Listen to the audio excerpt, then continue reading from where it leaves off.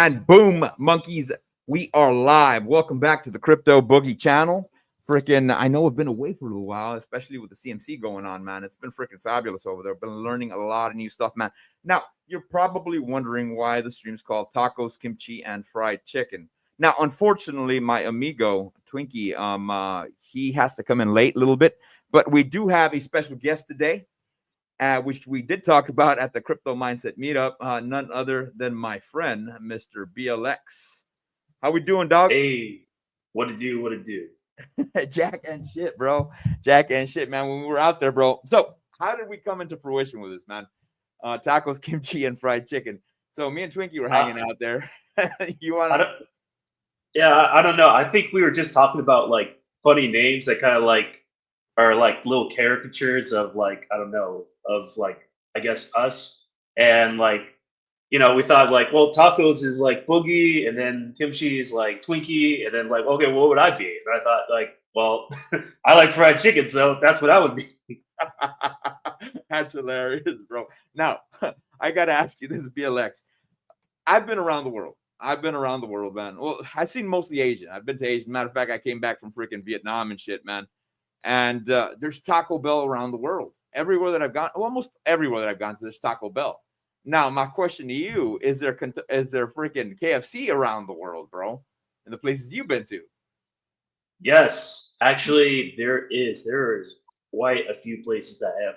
I don't really like. I like fried chicken, but I don't really like KFC for my own reasons. But yeah, I have been in like many cities that have KFC, so that is like around the world.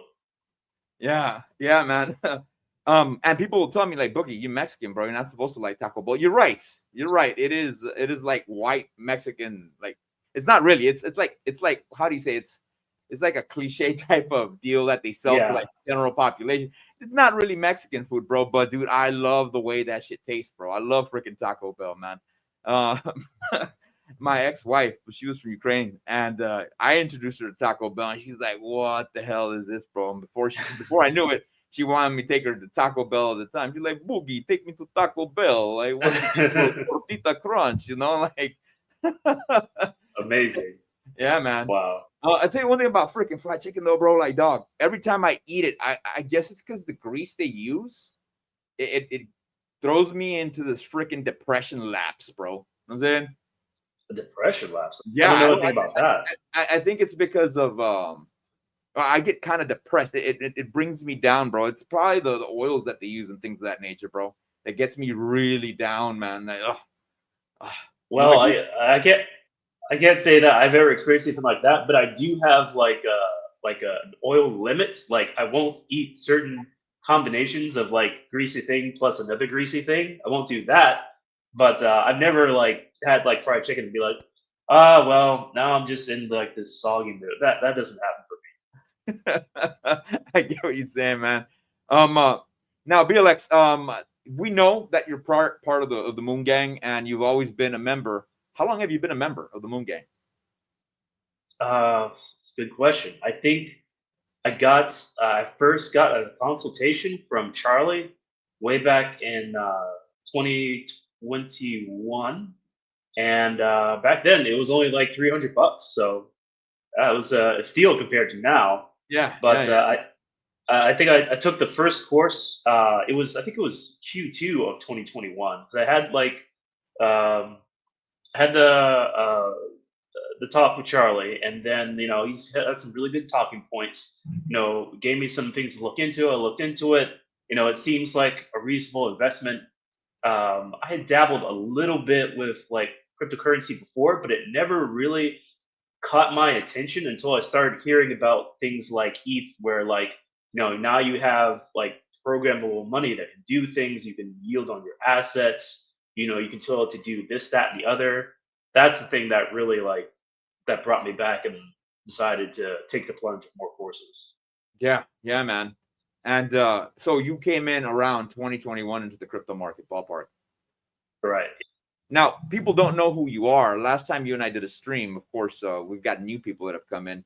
You want to introduce? I know you've already talked a little bit, but can you tell us a little bit about yourself, man? If you don't mind me asking, what your whole thing is, why we call you BLX? Right. So my online handle is Blackable Expat. Search around my socials hard enough, you can find out more about me. Um, but typically, I am a traveler who likes to also do like crypto things. Also, get pretty heavy into establishing new or looking into establishing new citizenships and new residencies. I don't have anything to sell you. That's just something that I like to do, and yeah, passion of one of my passions is travel. So it's the name. Yeah, I've actually tried adopting that this year, man. Of course, I went to Vietnam already. Hopefully, I get to do another trip with yourself, man, sometime soon, bro. And Charlie, man, I heard he's going back to Japan sometime soon. I probably want to follow him back over there, dude. I've been to Yeah, Japan before, man, but dude, like the military was knee deep in my ass, bro. Freaking foot halfway up my ass. Like, dude, you better not come back to base drunk. If you're drunk, we're gonna friggin' NJP, bro. You gotta go run drunk 3 miles, bro. Like, dude, it would just suck, bro. You know what I'm saying? But I yeah, really, and I was in Okinawa. They say that the full experience of Japan is not so much Okinawa; it's more mainland. And of course, they keep us Marines away from everybody else, dude. So when we did go to mainland, bro, dude, I had a freaking blast. Tokyo was dope. Have you ever done the Asia part of the world? yeah. Actually, in the past, I've been to Japan. I've been to China. I've been to Singapore and Malaysia. I haven't been to Vietnam, so that's gonna be on my list sometime soon. Yeah. And I was actually concerned, bro, because we all know Vietnam is a communist country. So I was like, dog, are they gonna like pull me to the side, start interrogating me because I'm an American and shit? And I met another American on the flight on the way to Saigon from Japan, and he's like, nah, dude, you ain't got to worry about it. Now you go to China, bro. And some of my buddies have told me, bro, you come to China, bro. Sometimes they pick you out, bro, throw you in an interrogation room, start asking you a bunch of questions to see if you're fucking doing anything freaking against their national interest and things of that nature, bro. Like, dog. So that kind of turned me off of ever wanting to go to China, homie. You know what I'm saying? Yeah, I would say that generally, as long as you're not doing anything against their national interest, then they're generally not going to care. But hey, so every country has got like its prickly points, right? I mean, for China, you can't say anything bad about the government, and the U.S. Try saying something bad about certain special interest groups, and Yeah, some boom. things will change about your life. Exactly, man. You just got to know what you're getting into. Heard the same thing about Vietnam, man. You can't talk too much bad about the government because, of course, it is a communist government, bro. But believe it or not, man, setting foot in a communist government in a communist country, people were pretty damn family orientated. I'm saying, um, Yeah. I was talking to one of my homies, man. I was like, dog, do you think? I asked him, do you think? Let's say we would have won the war in Vietnam. Do you think Vietnam would have been another Thailand? Hmm. It's a good That question, is a right? good question. Yeah. Because yeah, I don't yeah, know. I man. guess that depends. That depends on what victory looks like, right? You know, uh, is that just like the Communist Party moving out, or and Vietnam left in ruins, or is that everyone changing their minds and saying huzzah to capitalism? So Yeah, I guess yeah. that depends on what victory looks like. Yeah, that's a good point. That's a good point, man. All right. Let us acknowledge the people in the chat. Shout out to the first moon granger in the chat, man. Freaking moon pill rational optics. Only a normie beta won't like this video and hit the like button. So make sure you monkeys hit the like button because we want this algorithm to go to the upside, man. Share the video, bro. Oh, and by the way, if you monkeys or you cats or you people in the Moon Gang want to follow my amigo here, freaking BLX, man, his socials is at the bottom. He's right under Twinkie. Make sure you guys follow him. I did drop his Twitter socials, man. This guy is a big time IT guy. We're talking about some IT shit he was working on, some coding and stuff like that, bro, which is pretty intriguing, bro. I don't know how you guys do it, BLX. Screw that shit, bro. That must strain your eyes, bro. Coding and shit like that, man. Just have to be the right kind of lazy. I guess, man. I guess, bro. We got Hex Glenn here, man. We got my other amigo, Hexus. Let's freaking go. Wolverine grasping at pictures frame meme. We got my buddy here, Rhino 927. What's going on, dog? And then we got Fire and Diamonds here, motherfucking Damien. And then my other homie here, Zenith. I'm glad you're dropping by, bro. I'm glad you gave me a call, man. Freaking wish you could have gone with you cats out there to the freaking crypto or the Hex conference you guys recently had, if that's what you call it. And then we got Ricky Romero's, bro. I'm actually eating tacos right now, watching the stream. Hey, man. Dude, I got to give it to Miguel BLX. I think a good portion of the Hispanics within, or the Mexicans within the crypto community, or the Mexican Americans, has been probably onboarded through Charlie and Miguel, bro. I think so. Could And be. then Could what I be. noticed, As a matter of fact, didn't you say before that you're going to have a stream with Miguel that was going to be just only in Spanish? yeah, we thought about that, and we decided to go. Well, in Texas we call it Tex-Mex. I don't know if in California they call it Cal-Mex, but it was a little bit Tex-Mex, man. It was the English and Spanish, bro. Because of course we understand, man, that a lot of our viewers are not all Hispanic, so we had to cater to everybody else too, man. So yeah, we did. That was actually the first stream I ever freaking did in my old channel, believe it or not. You know what I'm saying? Okay. So yeah, homie. So let us move forward, freaking dog BLX. We got some memes we got to share in this bad boy, bro. You know what I'm saying? So let us meme out a little bit. I'm gonna go shut off my camera here. And what if we don't make it this crypto bull run? I would not advise this, bro. What if you don't make it with plan A?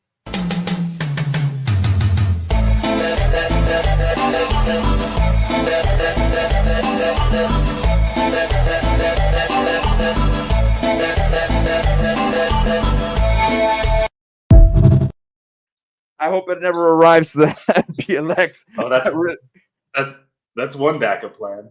Yeah, man. I hope it never. No, I'm not gonna do that shit. Fuck that, bro. Now, as of recent, the price of eggs have gone down, bro.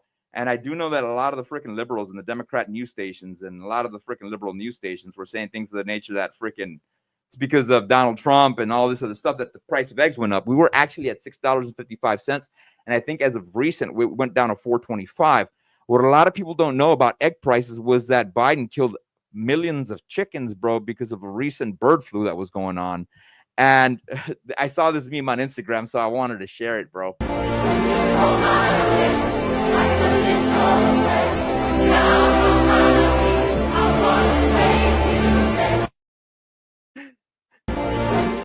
So that's some chicken genocide there. I know, bro. I know, man. Wow. Yeah, dude. Yeah, he killed 1 million chickens, bro. But I think the Trump administration is working with other countries, even though we do have tariffs on them, on buying a shitload more chickens. So our chickens are getting that foreign, our roosters are getting some of that foreign freaking chicken ass, bro, and breeding a bunch of freaking different types of chickens. Hence why the price has dipped a little bit, man. You know what I'm saying? We got Mr. Potato here, Vietnamese American here, man. The Viet government does not like the Chinese government at all due to historical conflicts, even though we are both communists. Yeah, I heard about that, man. There's always conflicts within Navy, within their coast guards and stuff like that, because I think they want to control the whole China Sea aspect of things, man. You know what I'm saying? Yeah, that's something that pissed a lot of people off. They drew like a really wide circle, and they were like, "Oh, see all this territory? This actually belongs to us." And they drew through a lot of different lines on that. Yeah, bro. Like, dog. So there's been beef on that, of course, bro, because I mean they want to control the whole situation. And eventually, I know China would love to freaking annex freaking Vietnam. This the way America wants to annex freaking Greenland and Canada. You know what I'm saying? Yeah. Yep. Hide your chickens, they coming for all of them, bro. So I got a couple more here, bro. So I wanted to, and I put these up on freaking doggone Twitter. So let's share these here, man. We got this one. When I'm done clapping cheeks, and she asks for crypto advice.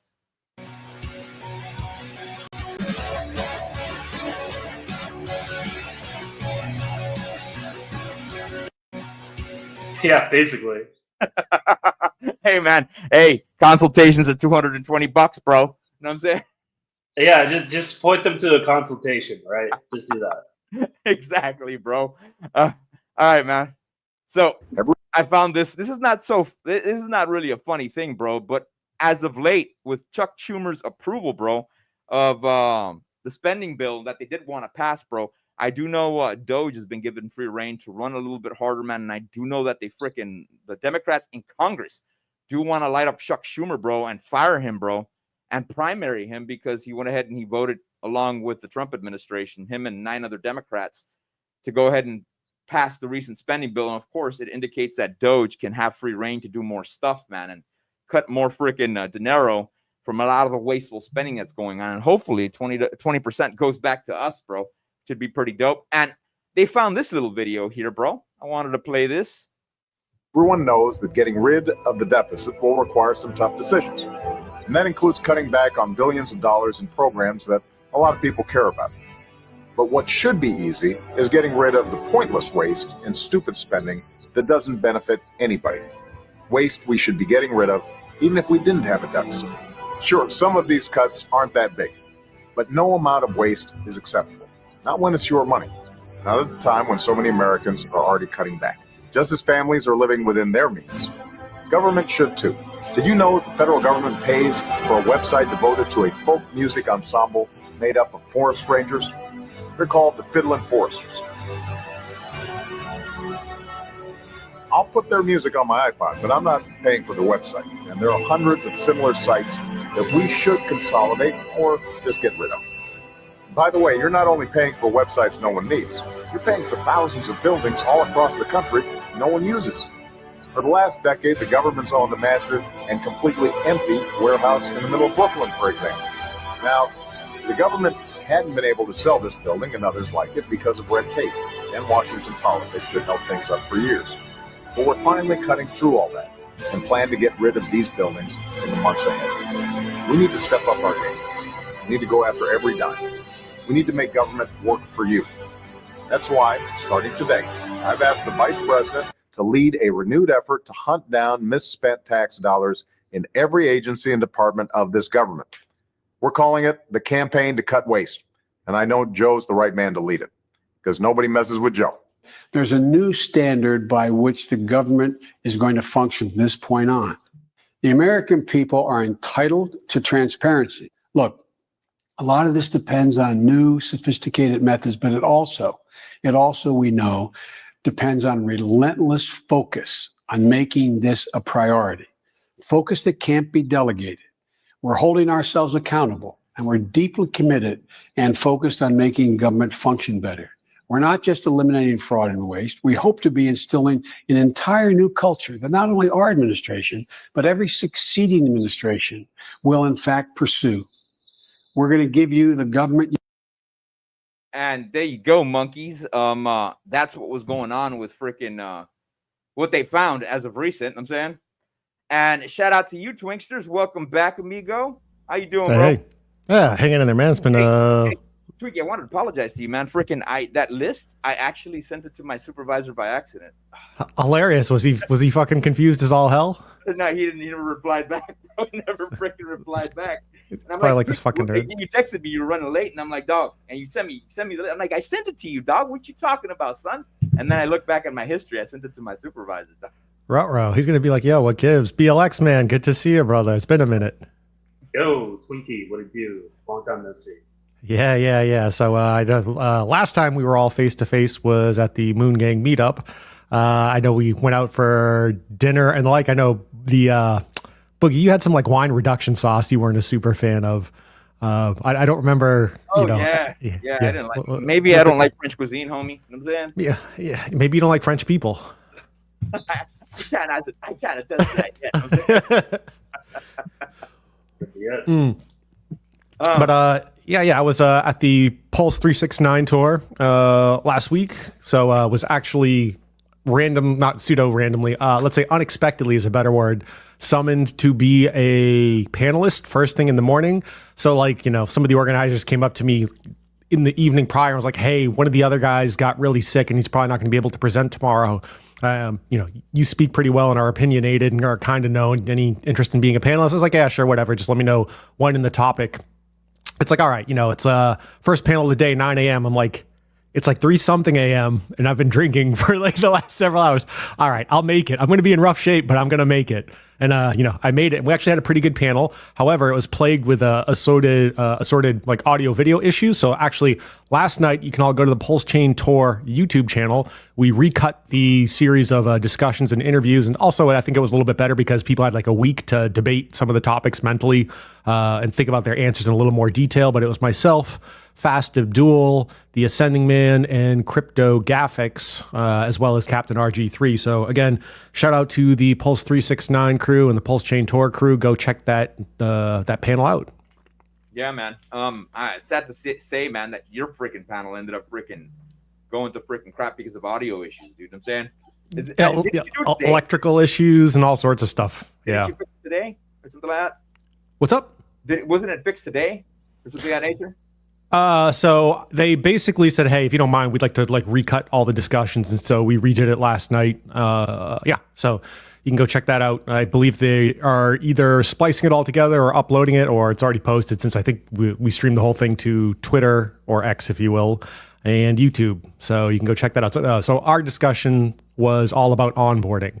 And, I know the three of us, as well as some of the viewers that are tuning in right now, are going to be crafty veterans, right? And they've had the opportunity to spend some time in the space. But imagine trying to take somebody from zero to hero, and where would you kind of start them in their journey? And one of my points was the way,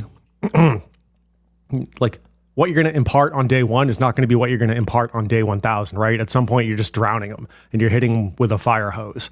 So I thought Nate, Ascending Man, had a really good point.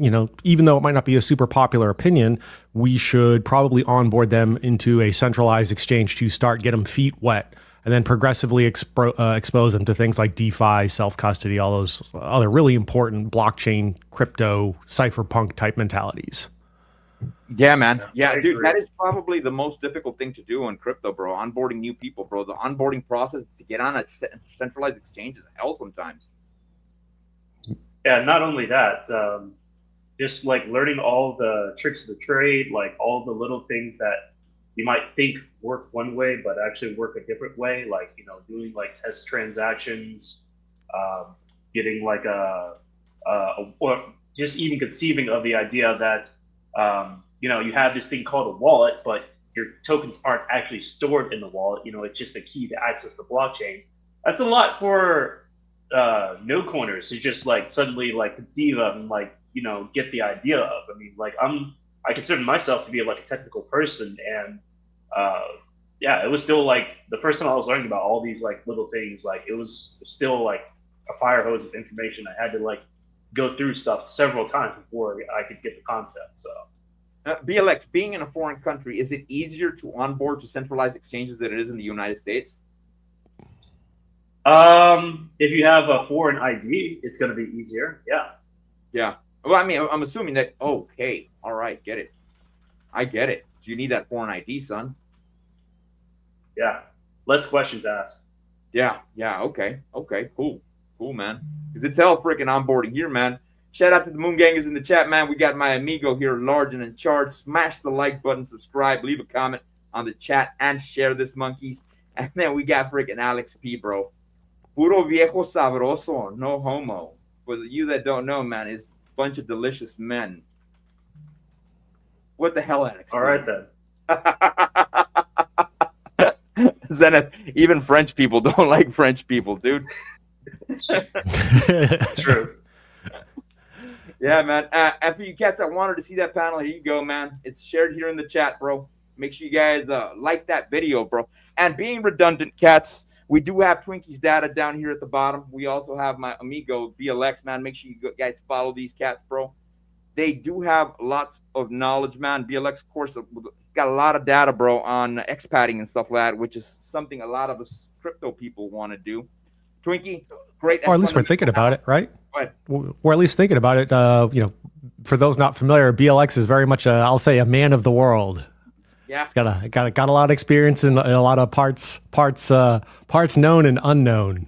Yeah, man. Shout out to you, BLX. Shout out to you, man. Twinkie, we're gonna move forward. We already covered the memes. We're gonna move forward with the first token. Yeah. See, unless you wanted to share something. No. It's the other quick comment on the Pulse Chain Tour. For anyone who's contemplating going to some of these different in-person events, be it Moon Gang Meetup, Pulse 369, or some of these different other conferences, meet people like myself, BLX, Boogie, or your other favorite streamers, or anyone else in the space, I highly encourage you to go. It's a great networking opportunity. Certainly, it's given me the opportunity to sit down and have dinner with the guys you see above me on stream right now and just get into different conversations about crypto, blockchain, finances, travel, managing residencies and how to move around with different countries. Shout out to Magnus, who's another guy you can meet up at. Magnus is a character, but he's got a ton of info for that part of the world on how to move through that space and like different opportunities. And just get out there. I think you'll find everyone is very accommodating. Everyone recognizes we all come from different walks of life and we're at different points in our adventure and journey. So, show up, start talking to people. It's a good time. Or the Moon Gang meetups, bro. The Moon Gang meetups are also fire. You learn how to gamble, legitimately, professionally. Learn how to freaking gamble. We ended up at that freaking, what was it, Quest Vegas or Vegas Quest, bro? Yeah. Quest, yeah, learn how to freaking play craps. Learn how to freaking play freaking doggone freaking roulette and everything else, blackjack, all that shit. You also meet people, bro, that are from higher middle class to wealthy, and you meet some of the poor boys that are going to end up becoming freaking middle class to wealthy, bro. Meet people from all walks of life, man, and it's very important, bro, to network. Kevin Samuel said your net worth is always based on your network, so you got to have a good network. It means nothing if you have no contacts, man. So Magnus is a good one, bro. BLX is a good one. You want to pick their brains about travel and shit like that. FA, DCC, and Twinkie, man. Doggone freaking technical analysis, myself, Charlie, Agent J, bro. There's people from all walks of life. And you guys want to learn about fucking freaking doggone fragrances? I got you hooked up, man. And also, if you want to learn about these bad boys over here, man. So, we're a jack of all trades put together, bro. I guess we're the Power Rangers, homie. Guess so. Yeah, man. I'm gonna move forward over to BTC, man. Let's see what we got here with BTC, son. So I got a quick comment while you're queuing up that chart, Boogie. We're heading into the FOMC meeting this coming week. I think it's gonna be a real interesting one. Right now, most of the people weighing in on FedWatch are saying, hey, no rate cut for this go around. Potentially no rate cut for May. We'll see if the May one slides around. People are increasingly thinking rate cut in June. Yeah, May, we have it at about 71% that we're not going to get a rate cut. And of course, we're upcoming the one here in March, bro. That's a 98% we're not going to get a rate cut. And then come to June, we've got a 57% chance. I know DCC's been saying that a lot, bro, that we're not going to get a rate cut. Of course, all this shit's subject to change, bro. Yeah, on a dime, right? So what's very telling to me on this one is you see 57% chance for, that's a quarter point or 25 basis points rate cut on that. But add in, was that 19-ish% down for 375 to 400? Yeah. So, in aggregate, we're looking at 75, 80% probability of a cut. Yeah, exactly, bro. And let's see, just because people are curious, let's see what they got for July. July, they have it at about another 45% chance. Well, this is 45% chance. And then for September, it's saying, if I'm reading this correct, it's likely you'll get down to 375 to about 4 basis points, bro. So yeah, but again, if you summarize everything to like the left of that, that's the other aspect of it. And so the majority is weighing in, and we will be down in that range at that point in time. Now we're debating how far down in that range. Yeah, exactly. Let's go over, man. Let's go over to the BTC chart, man. See what the BTC chart entails. All right, monkeys, this is what we got. This is what we got going, man. Look at this fucking convoluted chart from hell, son. So looks like an autist drew it. Yeah, exactly, man. So if you guys can see this correctly, I'm going to grab my freaking brush here, bro.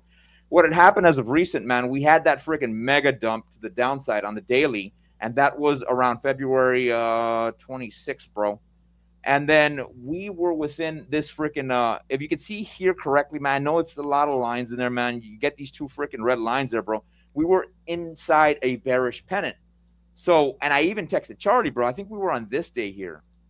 On March 1st, bro. I sent him a message on the freaking CMC, bro, while we're doing a live thing. And I told him, dude, this is what I'm seeing. And then the freaking Bill Williams alligator was trending downwards as well, bro.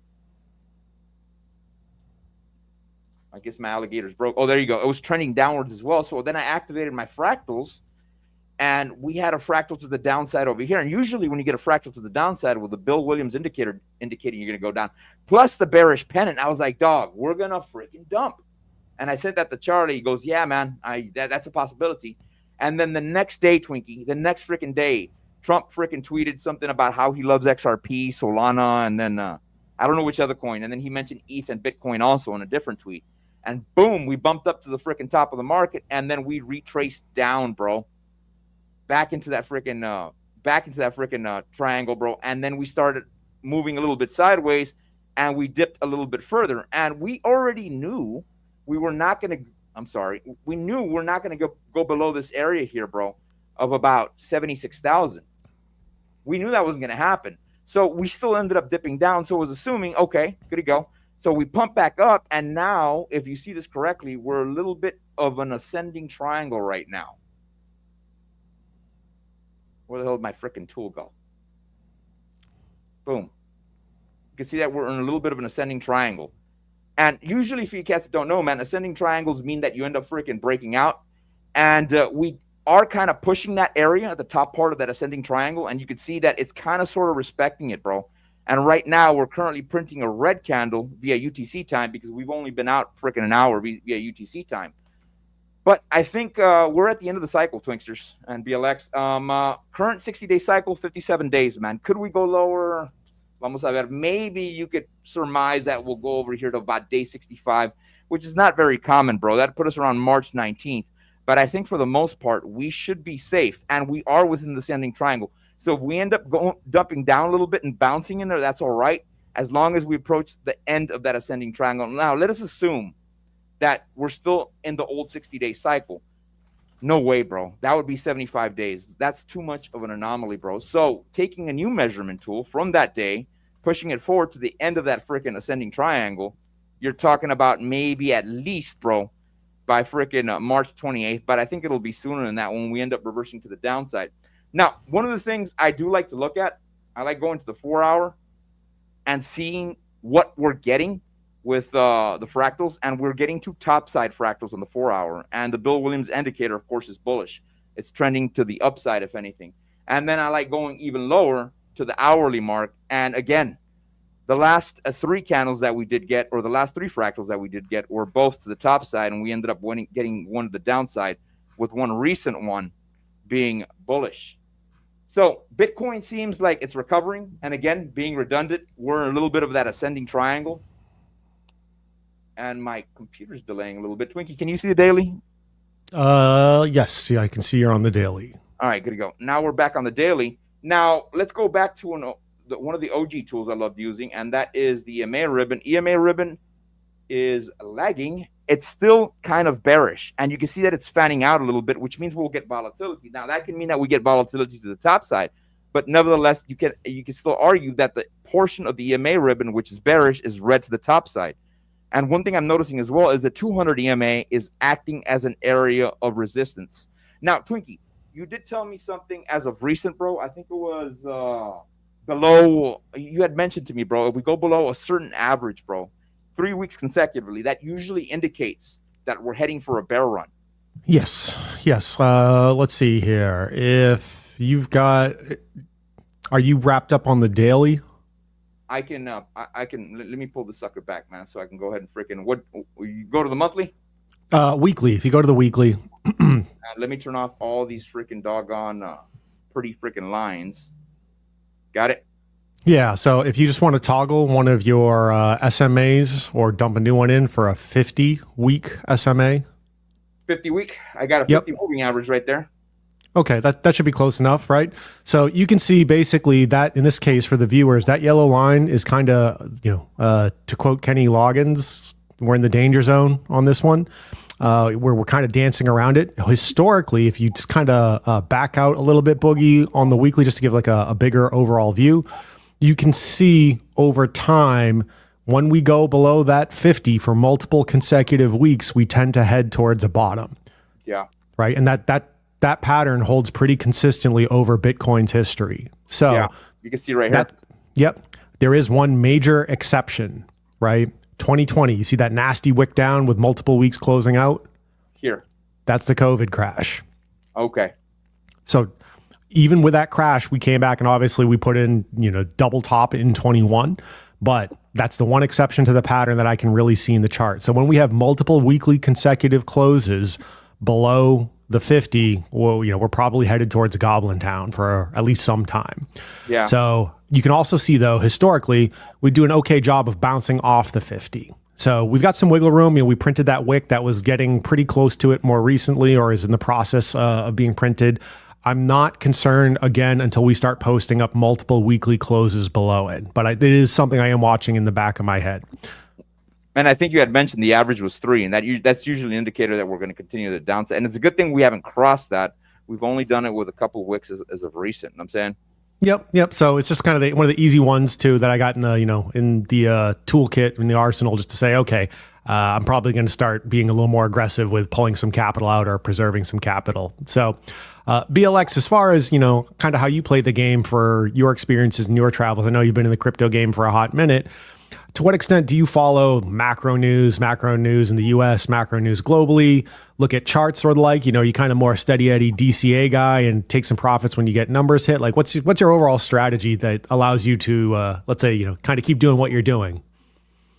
Well, I do pay attention to macro, but not that big of a TA guy. So at most, I'll usually look at like the pi cycle top, or maybe just keep an eye on the the 111 moving average. I also don't DCA. I know some people do like the variable DCA, but for me, money kind of has like to move around a couple places, in a lot of places, before it's time to like put it into like the crypto basket. So mines are just purely based on time, and then on top of that, because of offset reasons, I'm not always near my trading laptop, right? So maybe if I'm like on some sort of excursion, right, I'm not bringing my trading laptop on there. So I have to be a little bit more, conscious of a little bit more long-term focus, because I can't just be hot on the trigger and be like, oh, something just happened, let me get back to my trading computer. No, like could be days away, could be a week or more away. Well, there was one thing that I remember from the past was DCC was telling us about the WhatsApp NFTs that were being minted from Yes, Hedron Icosa. Yeah, from Icosa.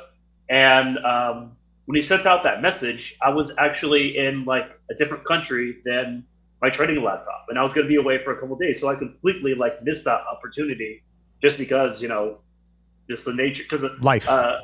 Because of life. So I mean, it is what it is. I make money to live life. I don't make money, or I don't live life just to make money. So I just have to be a little bit more long-term focused, and definitely pay attention to like the really big macro trends, like global like liquidity cycles and things of that nature. Yeah, man. Got it. So BLX, just I'll share this one with you and the viewers. It's something I've stumbled my way into and am looking to tinker with. So any strategy potentially that is reasonably successful that you can automate is of high interest to me, because as you had said, right, like you want your money to live life. You're not living to make money in the grand scheme of things. I've seen a initially compelling amount of evidence that setting up a strategy to trade the 120-day moving average is looking like a promising winner. So buy when you start to punch up above the 120 and are trending above the 120, and sell when you start closing on the daily below the 120. So on a multi-year average, and we got roughly 6.5 years worth of data for the 120. It looks like it's an overall, multiple, generating multiples of money winning strategy over the long term for Bitcoin. So I got to do a little more digging into that. I figure at least verbally share that with you and the viewers. If it looks promising, I'll probably throw, some money into the automated 120 play and just let it run. Yeah, it's not a bad way of going about it, man. Whichever data you got, you're willing to share, that's always great, man. Yeah, digging into it, just picking it apart before I fully stamp my name on it, but it's looking really promising. Yeah, man. Speaking of OPSEC, man, shout out to Alex P, bro. He really helped me out with my Vietnam trip, bro. Getting prepared for that as far as crypto goes and stuff like that. So shout out to him, man. again, being redundant cats, meeting people within the Moon Gang, freaking dude, you meet people from all walks of life, bro, that know different shit, bro, that can help you out with your crypto journey, bro. Whether it's freaking TA, freaking traveling, fundamental analysis, bro, OPSEC, things of that nature, bro. So shout out to you cats, man. Farmer J, bro, when's the next Vegas meetup, bro? Probably next year, bro. I can't wait for the next one, bro. These things are always fucking fire, and hopefully by the next one, we'll all be freaking millionaires, dog. Know what I'm saying? Yeah. I just saw the farmer made it out for the Pulse Chain meetup. We were hanging out at the coffee machine and hanging out some evenings. Yeah, homie's got hilarious stories. I'll leave it at that. Homie's got hilarious stories. If you know, you know. We got my homie Art here, man. How's it going, amigo? How you doing, dog? Art, when are you gonna make it out to one of these, man? We would love to have you out. You've been a consistent supporter, man. I we swapped a bunch of messages in chat. One of these days, brother. And then shout out to the freaking hardest OG Hexican in the freaking Moon Gang, Hex Monkey, bro. Hex was good to see you the other week, man. Yeah, man. This guy is a freaking pimp, dog. Freaking Hex Monkey, dude. Shout out to you, bro. Great learner, bro. I was teaching this guy weapon manipulations, bro. Dude caught on like this, homie. Really quick, bro. Really bright student, you know what I'm saying? So, with that stated, I wanted to show you guys a little bit of freaking data that I am seeing, bro, on the Twitters or on the what would we call it? We don't call it the X's. No, like I know, Elon's trying to brand it that way.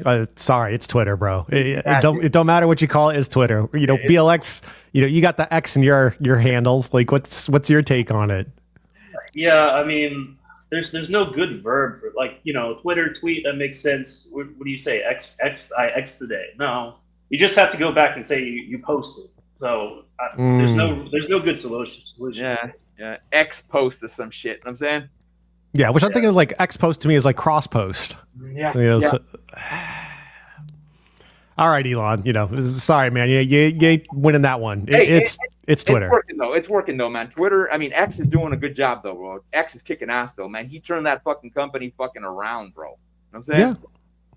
So shout out to him. Of course, one of our favorite. Oh, oops.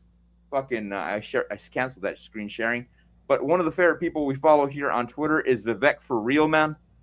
Shout out to you, bro. Now, this is one of the things he did post, man, with freaking doggone, what's her freaking name? Senator Lumens, bro. She's the one that's proposing that we start freaking doggone buying Bitcoin at a pretty good rate, if anything. So here we go with what she has to say, man. Wouldn't it be fun if the next arms race was not for weapons, it was for Bitcoin?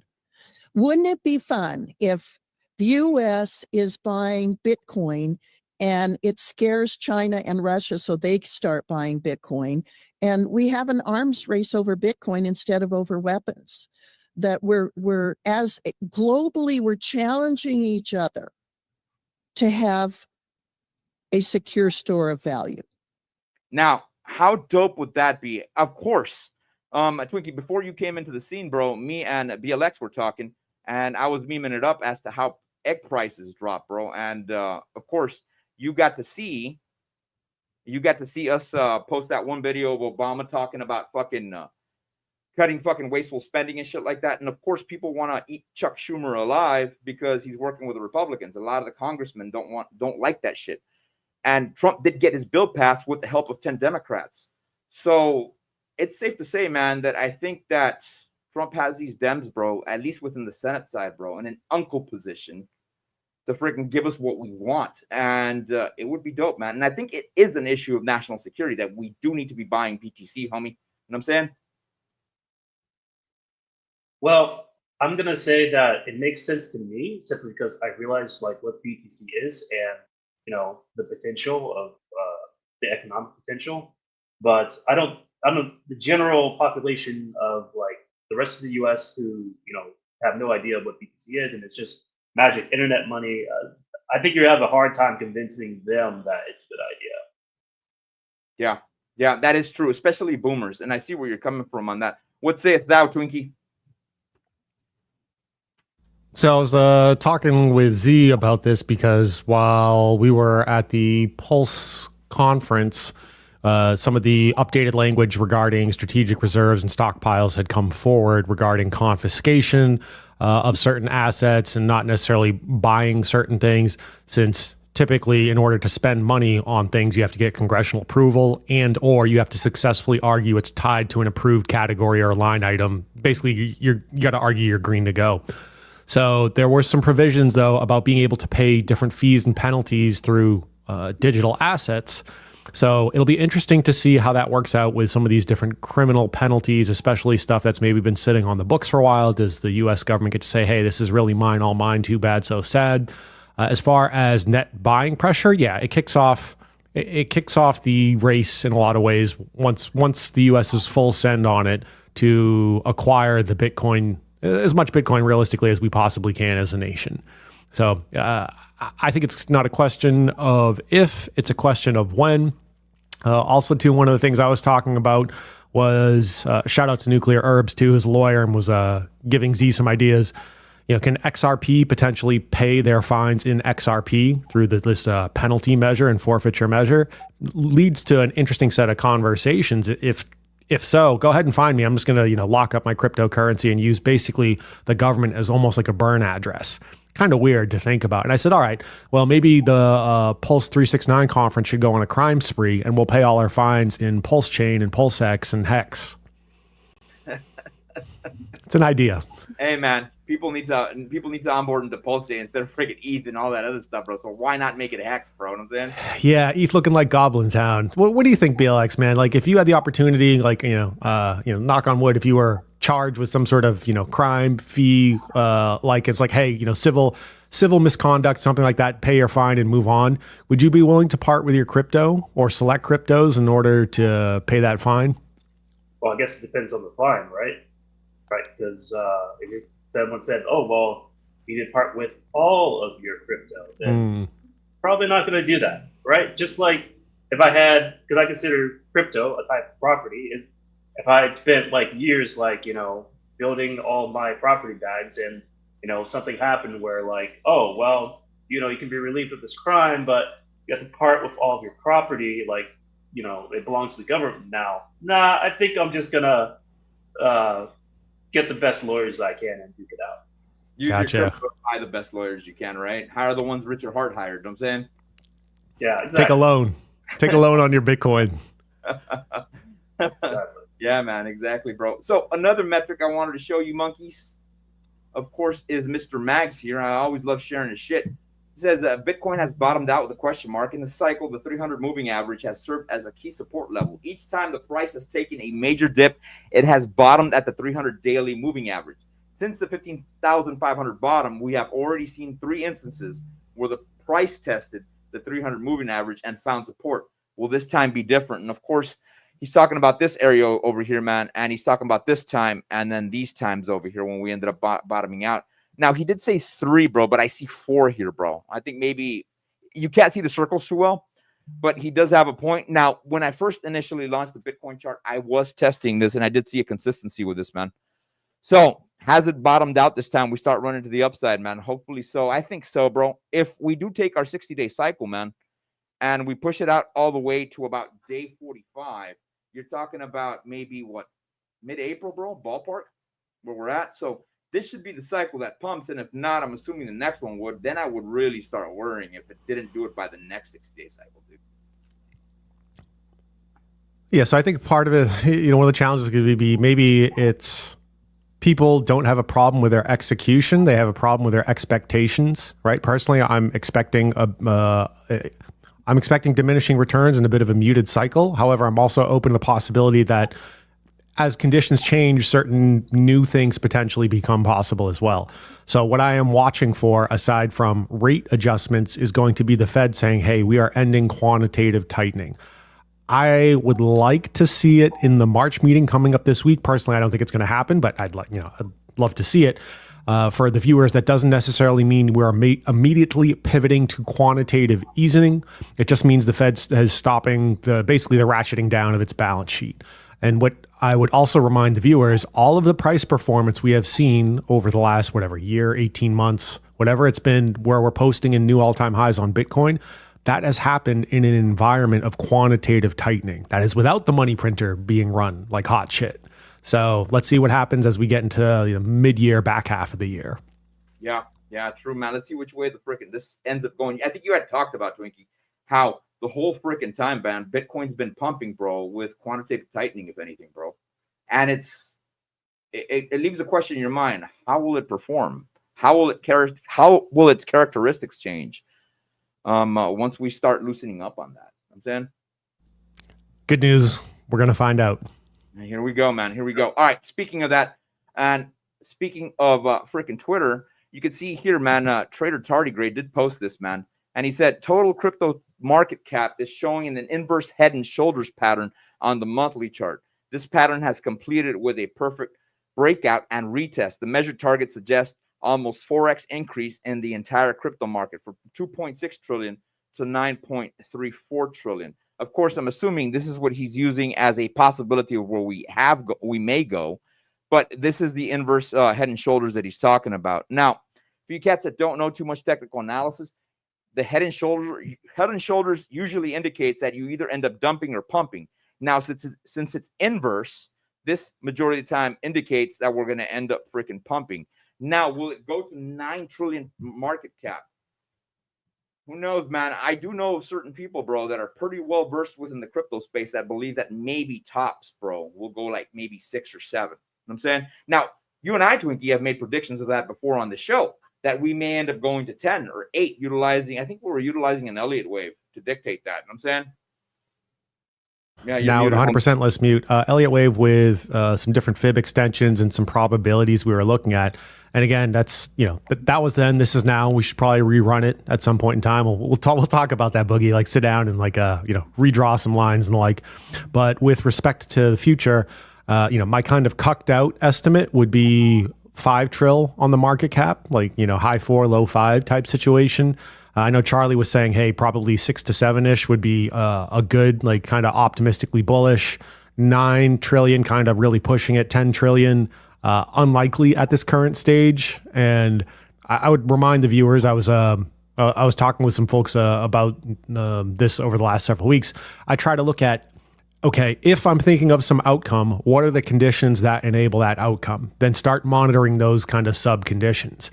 And I think if we start talking about a $10 trillion market cap in crypto, one of two things is really happening. One, it's full on, game theory is kicked in full, and everyone and everything is trying to gobble up as much Bitcoin and of the your blue chip to semi blue chip type cryptos as they can, and or many countries around the world are printing money like crazy. So there's the absolute nominal value of 10 trillion. Sounds awesome. Okay. Is that because so many currencies have increasingly inflated into nothingness and just being valueless? That's the other part of that equation I think people got to watch for. And BLX, you've been in countries before, bro, where the fucking currency is shit. I can tell you in Vietnam, bro, the biggest dollar bill they have is 500,000 dong. That's if I remember correctly, that's like $7, homie. You know what I'm saying? Yeah, man. I've been in a couple different countries where, currencies went to zero. I remember I was in, which country was it? It was in Hungary, and I was at a museum, and they had a couple different fiat bills posted on the wall, and I posted in a couple of my group chats, and I was like, dude, this is the future of every fiat. One day it's just gonna be posted on the wall just as a memory and not worth anything. And speaking of fiat, bro, did you know that they're considering creating a $250 bill and putting Trump's face on it because of the inflation and how bad it's gotten, how the $100 bill doesn't push as hard anymore? I don't know if you cats got to hear about that. That was a couple weeks ago, bro. I think it's before when I left to Vietnam, or the day I was leaving to Vietnam, that I had read that, or I had heard it from, I think it was Depressed Ginger, bro. He always posts a lot of freaking MAGA news and stuff like that. But they're considering creating a new $250 bill. That is wild, dog. I wouldn't be surprised if they try to start putting the 1,000 bill in circulation again. So the bank's trading, yeah. In fact, I actually asked DCC about it at a meetup when he thought 1,000 bill was going to be in circulation, and his guesstimate was probably around 2030. Yeah, that's not outside of the realm of possibilities unless they end up fixing this shit. But for the most part, It never fucking backs up and never turns around. Last person that tried backing our currency with freaking precious metals got freaking shot from a freaking watch depository tower, bro. You know what I'm saying? Of course, we're talking about JFK. He's the last one that backed our currency with silver, or tried to at least. You know what I'm saying? No one's gonna do that. No one's gonna back a fiat with gold when they have the money printer, when they can just extract as much wealth as they need whenever they want. Like no one in power is going to, execute a button that gives them like less power. At least I haven't seen that. Yeah, dude. Shit is gonna get wild, homie, if they audit the fucking Fed, dog. It's gonna get fucking wild, dude. Freaking and then the recent shit that Elon Musk was talking about on Twitter, he posted. He goes, I gotta ask the president, but I want to go into Fort Knox with live cameras, bro. And then Ron Paul contacted him and said, look, I was a congressman for a long time. I tried 7 years straight, at least every 2 months, bro. They always came up with an excuse. So I think he forwarded the message to Trump. Elon did. And Trump said, I'll go with you. See what's going on. Imagine, homie, if they don't find freaking gold there, dog. And then as of recent, there's been reports that freaking a bunch of gold is flying back into New York from England. So heard about that too, yeah. But to tell you the truth, economy-wise, does it matter if the gold's there? Not really, but mentality-wise, will people think differently if the gold's not there? Yes. Know what I'm saying? Yeah, bro. 100%. Yeah. So, and then freaking Art, man, put the Trump mugshot over the $250. Says Trump would do that, bro. That'd be awesome. He would do that shit. And speaking of fucking shitty money, let us move over to ETH, because ETH has been performing like a bag of freaking dicks. You know what I'm saying? Yeah, it's been having a rough go this cycle. Oh, yeah. Freaking Vitalik, man. Quit eating the freaking bugs, homie. You know what I'm saying? Yeah. He's like what, triple vax, quintuple vaxxed. He actually does eat bugs. He's like, oh, I don't want to compete. I don't know, man. Like, Vitalik's obviously super smart dude, right? Like, definitely had a vision, had some ideas. His personality, I think, is holding the chain back. Yeah. And then he got a girlfriend, bro. I guess he knows what vagina feels like now, bro. So every time that I go to Ultrasound Money now, I get sad. Every time, say it one more time, Felix. Every time I go to that website, Ultrasound Money, that shows you like the inflation or the burn, I get sad because suddenly it's not. Now, Cats, I haven't been keeping up too much with ETH. I am following the 60-day cycle, but like I'm limited on time, bro. I'm running a business, working full time, keeping in shape, bro. All this shit plus crypto, dude. What has been going on with ETH that has made it inflationary? I thought it became deflationary with the recent freaking update they did. I could take this one. Yeah, BLX, if you want to take it. Yeah. Personal opinion, and I said this quite some time ago, I said L2s are increasingly parasitic, that they're siphoning off a lot of the value away from Ethereum mainnet. And look, I understand people's concerns about gas for ETH mainnet transactions, but basically all the value is moving over to the L2s and staying on the L2s. They're paying a fraction back to, in this case, ETH mainnet. So I know there's some proposals. I know they had, was like the Pectra update, I think is the new one that they've been trying to make happen, but they ran into a bunch of issues on the testnet. Actually, Ethereum just recently rolled out a brand new long-term testnet to try to resolve some of these Pectra issues. I think they had issues with like validators unable to exit, synchronization issues and the like. So they said, well, okay, pump the brakes. This is not ready for prime time, which, for blockchain is kind of a big deal in a lot of cases, especially if we start talking about decentralization, DeFi. In principle, even if people don't like it, at least as far as that side of things, you don't really want a central entity to have the ability to roll back the chain.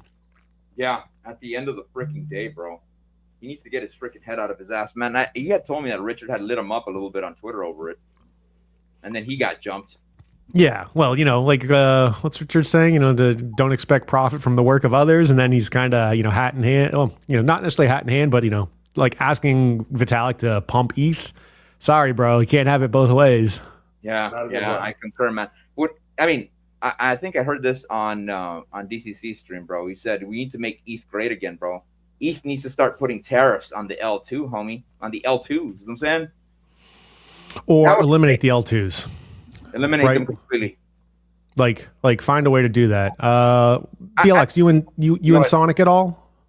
Are you Yeah, playing I'm the in Sonic. Sonic? Yeah. So Andre said, "Hey, Vitalik, just give me a call. I'm willing to give you a good chunk of the Sonic tech for free. It's like, we'll make you way faster and solve a lot of these issues." I don't think Vitalik took him up on the offer, but maybe soon. Hopefully. Yeah, I don't know if I agree with the idea that ETH just needs to like turn off the L2s just because like I don't know, that doesn't sound very like decentralized, but certainly they need to come up with like some sort of solution. Yeah, they need to come to some sort of agreement where like, all right, well,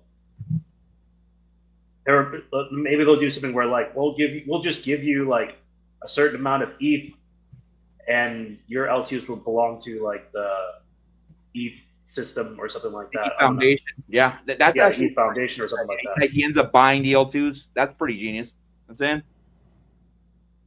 Yeah. I think I give the designers some royalties. Win-win, son. Win-win.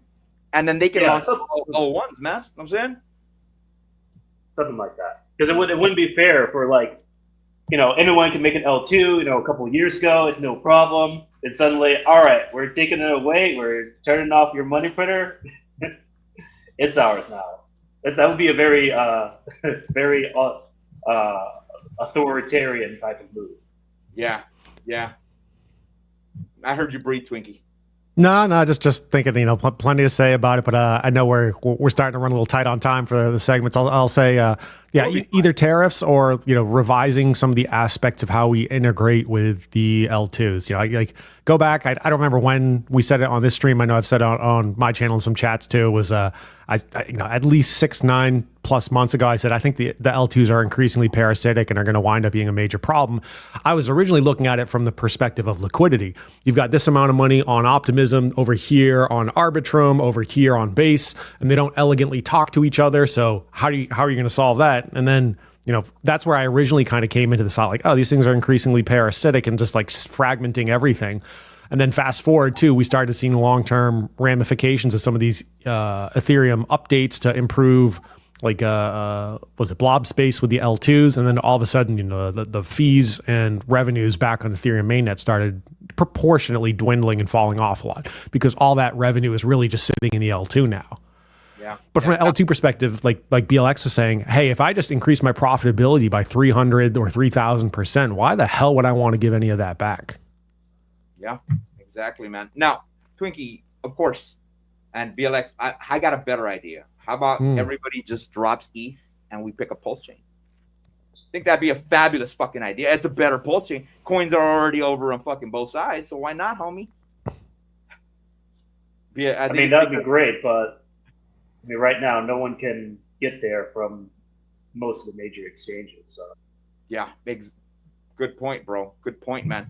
Me and Twinkie were actually talking about, and mind you, Twinkie, I think we'll make time just fine, bro. I'm gonna drop some of the tokens we're gonna talk about today, and I'll just stick to Sonic and Pulse Chain after. Okay, that's cool because I got some heaters for both those chains. So cool, man. So we'll be solid, man.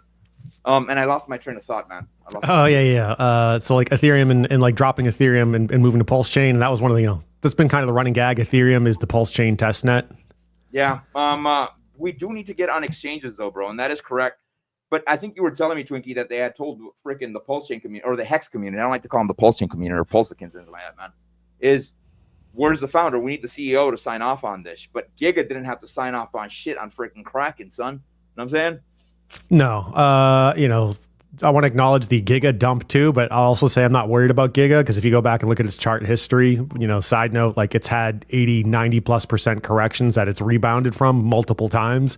Yeah. Things hard to kill. Also, they launched independently Giga Fitness, and the guys running that are using some of the revenues and profits to buy up the Giga token. So, anyway, so coming back around to that though, a lot of those just end up being like pay me, bribe me type situations. And so at the conference, we were having some sidebar chatters. It was like, hey, what if Richard, basically sets up his own bank in some other location? And there's been talks of like, what if Richard bought BitMEX or some other exchange and or starts his own exchange?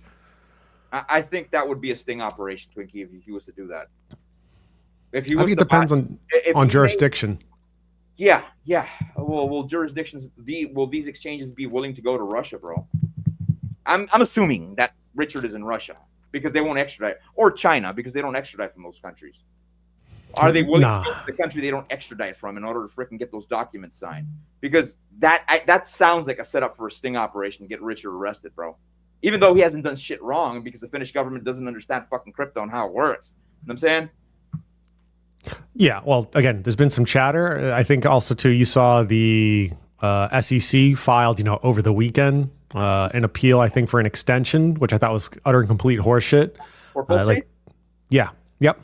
SEC, basically, like 1 minute to midnight, and not literally, but like as far as like cutoff type date, they're like, P.S. Fuck you, like we're gonna file an appeal for an extension. What the fuck? I didn't hear about that. Kicking the balls, homie. Kicking the balls. It is Well, how? Why? Their case has no merit. So they're just jamming up to jam up. Like that's all that's happening at this point in time. Yeah, I figured fucking the SEC got their head out of their ass already, man. Know what I'm saying? Guess not. So government does government things, right? Yeah. All right, let's go back over to the fucking ETH chart, man. Talking about Vitalik's soy boy chain, you know what I'm saying?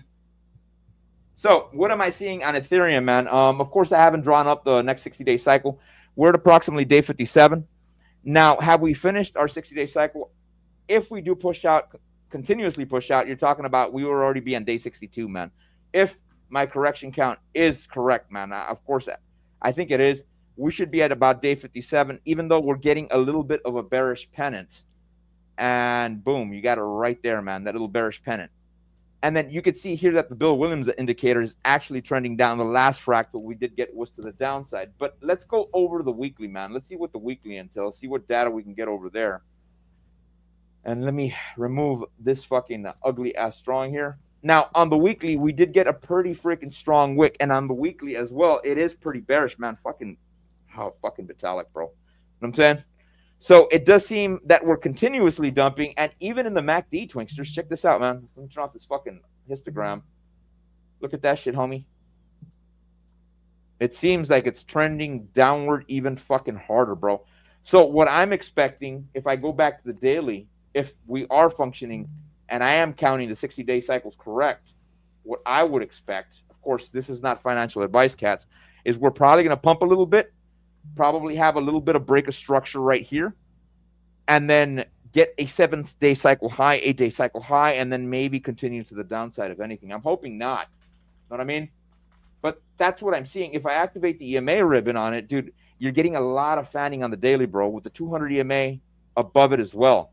That usually indicates we're going to continue dumping to the downside, bro. So, ETH boys, we might end up getting a little bit more pain, if anything, man. Bringing up all my fucking ugly ass drawings, I would have to check to see if I've got any fair value gaps on the weekly, historically, back where we're at right now. It would not surprise me, man, if we have something around this area over here. But because we are pressed for time, I can't really freaking draw that up right now. We do have some fair value gaps to the top side that are fucking overlapping, which are very, very fucking magnetic for the market. Again, being redundant, whenever you go into a fair value gap, think of it as a fuel zone, and the market itself is a car. But again, I do have to do some back testing to see if there is fair value gaps lower in this area down here that would indicate as to if we're going to go a little bit further, man. It would not surprise me if I do a historical data search on this shit, that this wick right here probably fucking picked up an fair value gap or an order block. But things are looking bearish for fucking Ethereum, dude. Nevertheless, I do think the 60-day cycle is in. It'll probably pump, get a little bit of break of structure after day 7 or day 8, 9, 10, and then probably continue to the downside, homie, which means a lot of the altcoins are going to get a kick in the fucking balls. What you got, Twinksters? Yeah, so I'll say, I did kind of spot check some of that stuff for fair value gaps myself, and some of those wicks did go back and grab some of those ranges dating back to roughly November 23, October 23. There you go. I'm saying. Right? So also too, it's no guarantee that those zones get revisited for the viewers. It is likely it will get revisited at some point in time. That some point in time is not necessarily going to be today, tomorrow. It could literally be end of cycle during, as we grind our way into the next bull market, or it could be this week potentially. As soon as Jay Powell walks up to the mic and says good morning, and just watch the charts when Jay Powell talks. It's literally he says good morning, and you can just watch stuff start dropping off, and then people are like, what's he going to say next? It's fucking hilarious to watch. It's like clockwork every time. Exactly, man. Exactly. BLX, I'm hoping, bro, that your freaking portfolio ain't hurting with the next Ethereum debt we're gonna end up getting, man. You know what I'm saying? Yeah, I mean, I would prefer if Ethereum would stop going down, but I'm not like completely like lost on it. So the way I kind of view it is because people are still going to use like ETH no matter what. So it's kind of like watching like oil go down and like, buying more of that.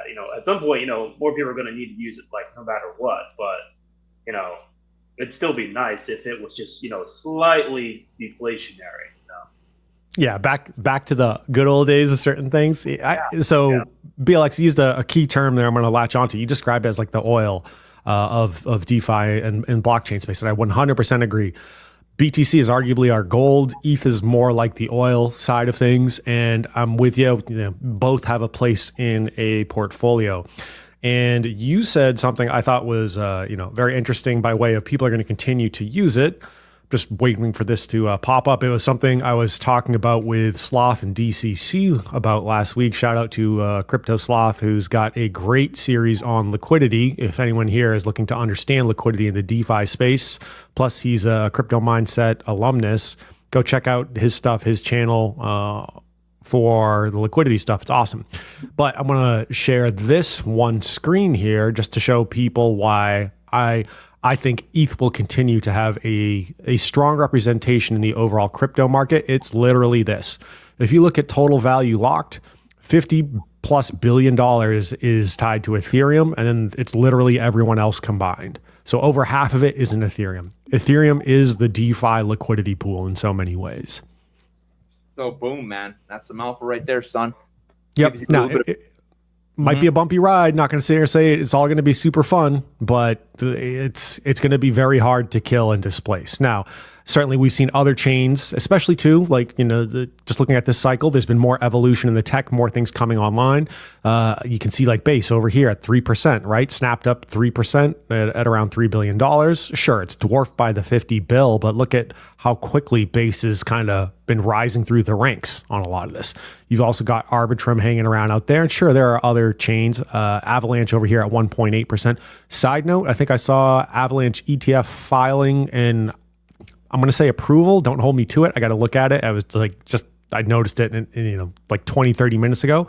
But the point here though, is ETH ain't going away anywhere anytime soon. And you actually see World Liberty Financial and certain whales are continuing to buy up more ETH. Why? Well, players of that size and scope are not here to lose. Hell no. They're not going to be throwing hundreds of millions to billions of dollars in to lose. So they clearly believe in it as well. Yeah, even though in the immediate time frame, because mind you, fucking TA, that's usually what it indicates, bro. It's immediate time frame freaking analysis of what's going to end up happening. You can use some metrics to check out bigger time frames and things like that, but you are right, bro. I mean, ETH will probably hit the goal of about $7,000 to $10,000. I used to be more bullish on it. I was thinking that motherfucker would go to 26 to 36 if it got an ETF approved. Doesn't seem so much right now, but nevertheless, it's still a safe coin to be in. You know what I'm saying? It's going to be hard to kill, right? And there's also one of the things I think people need to think about, and I know Charlie and Miguel have done a good job of educating on this one. Don't just look at things in the context of the dollar, which, don't get me wrong, the dollar is very, very important. Look at your portfolio in the context of how many BTC would it buy you today? How many Ethereum would it buy you today? Right? How many, or you can look at, basically you can ratio that any way you see fit. But sometimes that's a good quick pulse check. Like, oh, yesterday I would have had, 20 Ethereum. Today I would have had 25, just by with the way those ratios are sliding around. And I think a lot of that comes down to, what do you believe the future of money and currency will look like over, not just today, tomorrow, but in the years to come? I'm going to go buy some more Ethereum. Like, I'm going to DCA a little bit into it. I've got most of my Ethereum's bag packed for this cycle, but a little top up doesn't hurt. I'm hoping that TA helps you out a little bit, Twinkie, what I just dropped right there, man. And speaking of fucking ETH, bro, let's move on to the Bitcoin of the Pulse Chain ecosystem, which is Hex. Of course, Pulse Chain is the ETH. You know what I'm saying? Let's see how the hex chart is doing. But before we do that, man, let us share the fragrance of the day, man. Chanel Allure Sport Eau Extreme, bro. Great fragrance for the fucking gym. Kind of expensive though, man. No, you're not going to get this on discount, bro. It's never on discount. Chanel would rather burn their products than putting them on discount. But this is a 10 out of 10 banger, bro. This does the job. And let's say you just want to buy one big fragrance. Get the 120 ml on this bad boy. Buy 2 of them. You're set for the whole fucking year, man. Take it to the gym. You could take it for freaking clubbing. You could take it for fucking date night. You could take it on a hot hot day during the summer. It works everywhere and anywhere, bro. And yeah, it will get panties off, bro. This shit works, bro. This shit fucking works, homie. So there you guys go. Again, being redundant. Chanel Allure Home Sport Eau Extreme. Make sure you get the Eau Extreme model. If not, you're gonna get a fucking cheaper version of this, man. This smells like sporty vanilla, homie, by the way. You know what I'm saying? How much does it go for? This sucker, it's expensive, bro. About $172, bro, out the door here in Texas. Wow. But you don't have to buy multiple fragrances, bro, for every fucking occasion. You can just grab this, throw this in your gym bag, you're good to go. You know what I'm saying? Farm scent of the day, Louis Vuitton Imagination, and then what was the one that I was rocking in Vegas? I think that was Noxos, bro. So BLX, since given you potentially on the move and doing these different things, right? How does that work out for you? I don't know if you're much of a fragrance guy, if you got your typical go-tos. Are you like, do you got a shopping center nearby where you go and you're testing stuff out? Like, what's kind of the story there? No, I've been rolling around with what's it called, Versace Dylan Blue for a while. I haven't really been on the market for a new one. Mostly because I generally just use it sparingly. I don't like put it on every day. I just, when I'm going to like a social event, then I'll put it on. But I just haven't been in the market. But I will say that I did make a suggestion to Boogie to do a specific stream and do, if you ever seen one of those websites where they have like a tier rank where they've got like S, A, B, and C. I definitely do one of those for fragrances. Dude, you know what concerns me about that, bro? The fragrance market is bigger than the gun market, bro. I think me and Twinkie were actually reviewing that as far as fucking like market cap goes on these companies compared to Glock. Like Chanel versus Glock, bro. Chanel blows it out of the fucking water. And I'm scared. I'm scared, but I'm concerned that if I do a fragrance review, the motherfucker goes viral. They're going to find out who I am at work, dog. That's my concern, bro. That's my concern, dude. All right, man, we got to get to the alpha, bro. Maybe we can go 10 minutes over to about 9:10, 9:15. These guys usually play music. That's a CNC, bro. So let's go over to motherfucking Hex, bro. You know what I'm saying? With Richard Hart's fucking chain here, man. Now, Hex, man. Fucking Hex, bro. Turn off all these pretty lines. Put it here on the daily, bro. Turn off the fucking alligator and the Williams fractals. You could see that Hex has been dipping a little bit, man. Current value is at about what? Oh, wow. 82% of a shit. Twinkie, I might go buy some, man. 82%. I did buy some. Yeah, I did buy some. Yeah, 82% of a penny, son. Not financial advice. Yeah, I bought some. I threw a few bands at it. Maybe I'll get like 1,000, bro. I'll probably get 1,000, stake it out till 2027, 2028, bro. I'm saying, do that. That's a possibility, bro. But damn, bro, it's not bad. If you were to drop $1,000 right now, man, on fucking Hex, you'd get. Oh, I'm sorry, it's the other way around. You'd get about 121,595 tokens, bro, which isn't bad, bro. And I haven't bought a couple of fucking RH coins in a while, bro. I haven't used a bridge in a while, if anything, bro. But the value is not bad. I heard you breathe, Twinkie. Go ahead. Yeah. So one thing I want to add to that is I know a lot of times we focus on potential returns on dollars and the like. For anyone who's potentially staking, you want to keep in mind to T-shares and how that works within the Richard Hart ecosystem. A T-share right now is 41,209 hex. 41,000. Yep. So basically you're getting 3 T-shares for $1,000 right now. Okay, not bad, man. Right, and that number over time is just going to keep ratcheting up for the number of hex you need to get a T-share. And I've said this time and time again, monkeys. Every time I would review Hex, man, freaking But I would always say, man, nobody's talking about t-shirts. Now everybody's starting to talk about t-shirts again, man. So I'm hoping you cats got some, man. Of course, pretty fucking lines and everything else I got here, man. Last cycle low, we did get about day 44, if my cycle count is correct. And if we did just finish our cycle count, because mind you, it does follow pretty good with 60-day cycles. And I think even Agent J was talking about that, man. We're at about day 39. The lowest you'll get on this bad boy on average is about day 45. Now, you do have anomalies where they're day 44s and stuff like that. And we do have this big ass fair value gap, hence why we ended up wicking down here, bro.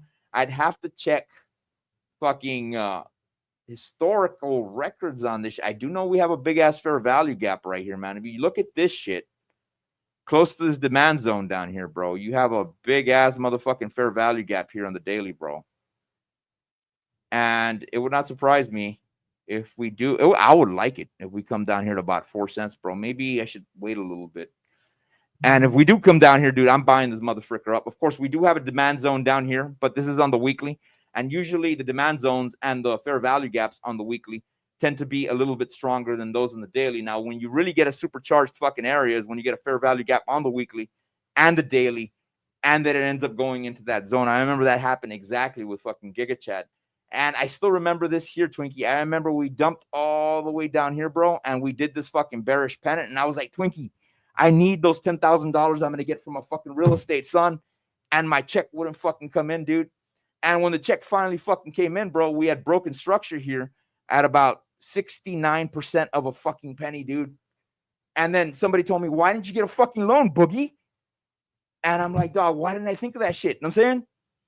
So I wanted to kick myself in the face for that shit. Now, if we check out our EMA ribbon here on the daily, and I apologize, cats, that this is makeshift. You can see that we're still bearish on the daily, but let's go over to the weekly, man, because that'll give us stronger data as to which way the market's going.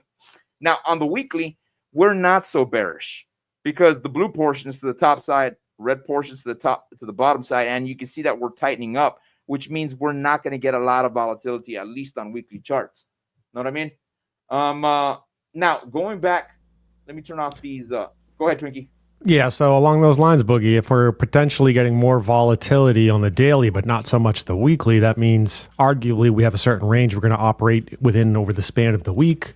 So my advice to viewers would be, if you are looking to pick up some more hex, don't wait for like, oh, let me watch for the day and watch for the price and then bridge my funds over. If you got some funds that you're planning on allocating to the Richard Hart ecosystem into Hex, go ahead and bridge them over right now and park them in your wallet so you can deploy it when you need it. Exactly. Don't be an Israeli in this situation where they don't chamber around in their gun. They wait till shit hits the fan, then they chamber around in their gun. Have a round ready to go in your fucking pistol, bro.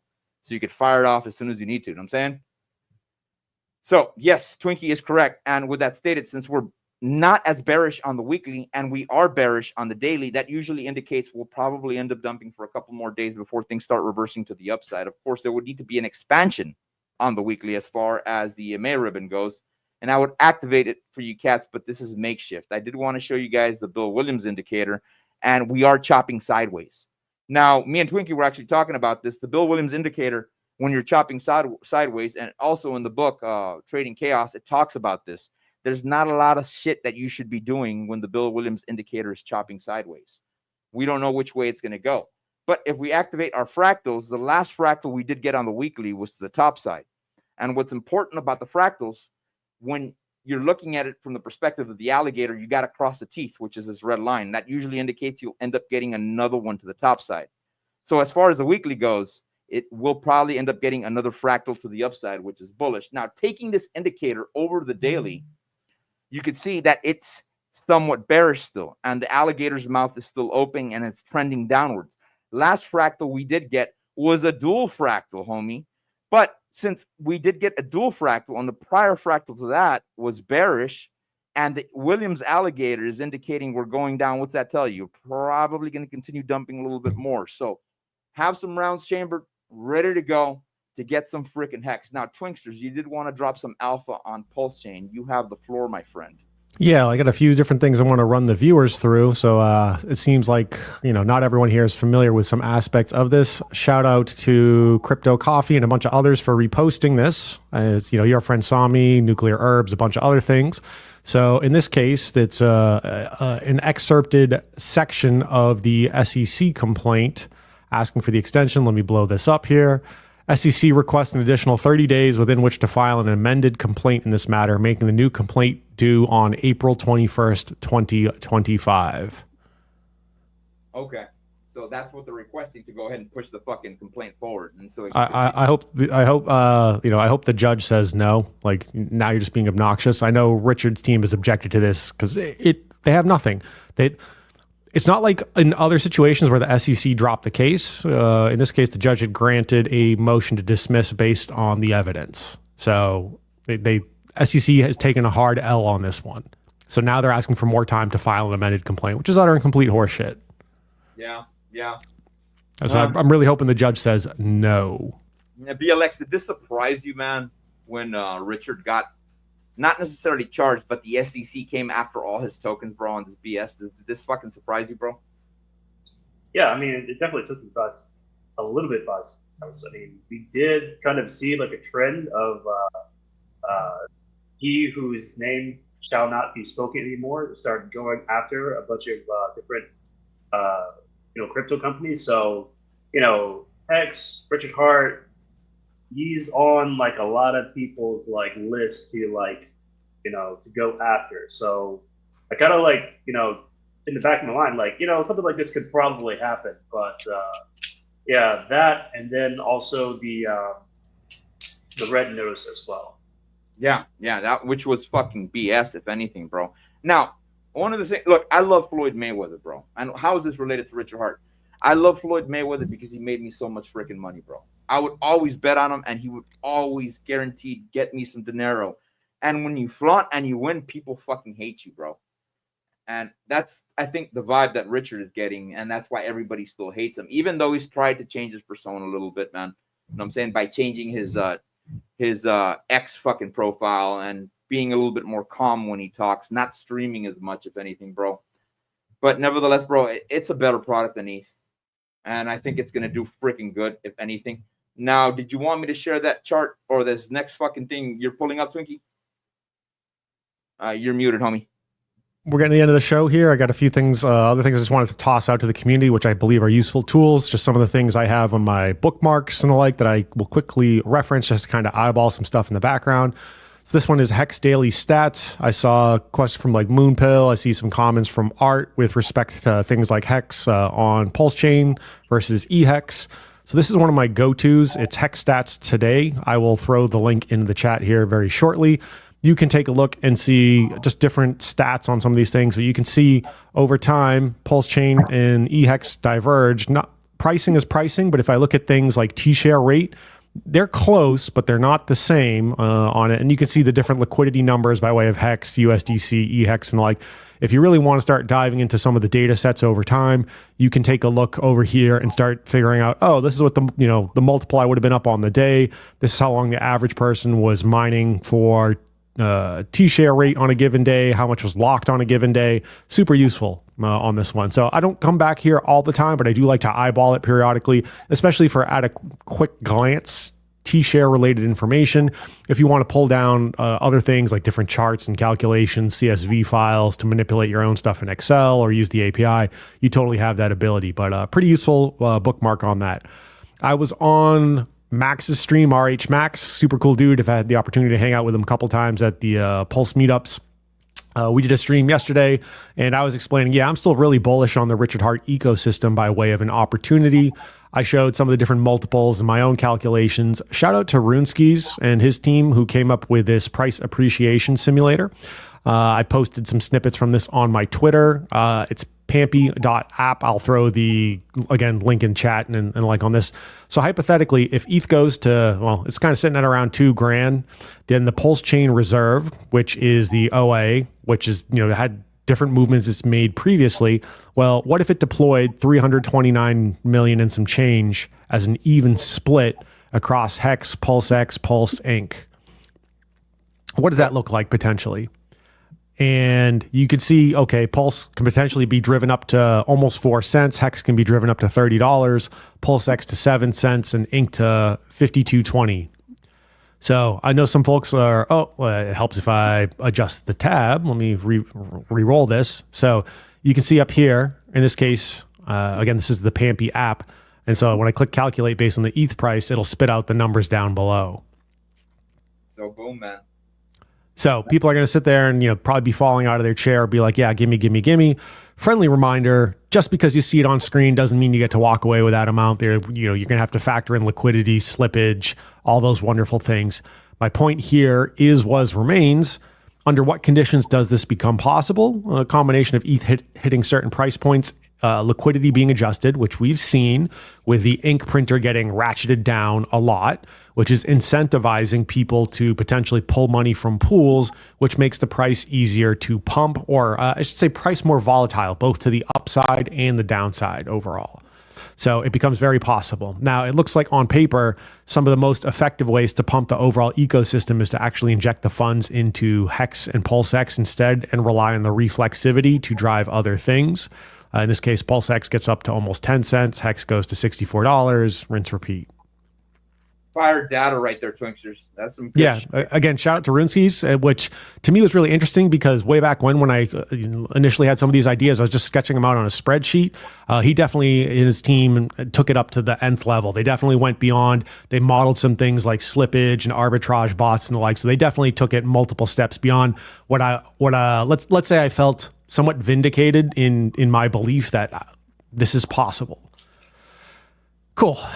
Yeah, those are a couple things I wanted to share with the viewers in the community on that one.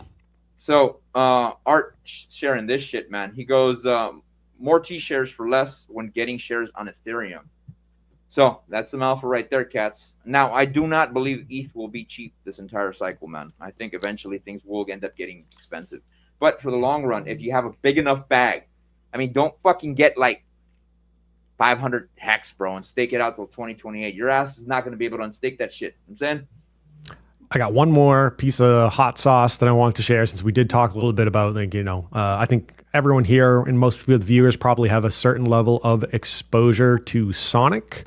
I'm an Andre fan. I think the dude is super smart and he's got a knack for hiring great team members. There's a longer form interview I would encourage everyone to go watch. I've retweeted this on my Twitter.